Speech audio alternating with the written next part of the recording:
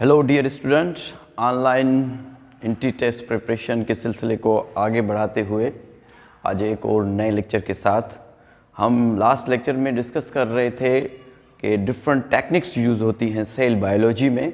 तो आज एक और टेक्निक पे हम डिस्कस कर रहे हैं जो कि यूज़ होती है सेल बायोलॉजी में।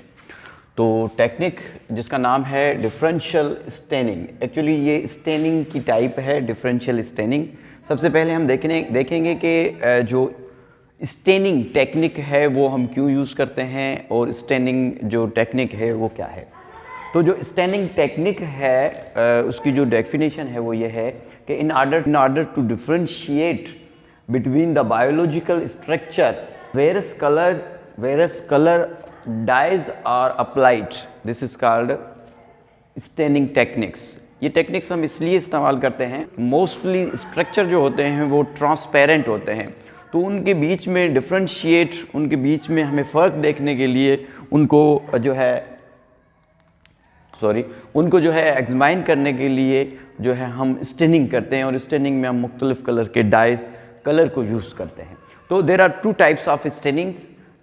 जो दो अक़साम हैं स्टेनिंग की वो ये हैं कि एक को हम कहते हैं सिंगल स्टेनिंग और दूसरी जो टाइप है इसको हम कहते हैं डबल स्टेनिंग या इसको कहते हैं डिफरेंशियल स्टेनिंग, जो हमने मेन टॉपिक आपका लिखा है। और आपकी जो पीएमसी के अकॉर्डिंग आपके जो फेडरल के बुक में जो टॉपिक है उसका नाम है डिफरेंशियल स्टेनिंग। मगर आपको बेहतर समझाने के लिए मैं ये बता रहा हूँ कि दो टाइप्स हैं स्टेनिंग की, एक सिंगल स्टेनिंग है और दूसरा है डबल स्टेनिंग।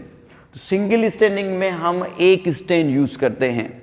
फॉर एग्जांपल अगर हम न्यूक्लियस को जस्ट न्यूक्लियस को हम स्टेन कर रहे हैं, डाई कर रहे हैं, कलर दे रहे हैं, तो उसके लिए हम बोरेक्स कार्माइन यूज़ करते हैं जो कि सिर्फ न्यूक्लियस को डाई करता है, और इसलिए इसको हम सिंगल स्टेनिंग कहते हैं। डबल स्टेनिंग और डिफरेंशियल स्टेनिंग में हम दो स्टेन्स यूज़ करते हैं। एक स्टेन जिसका नाम है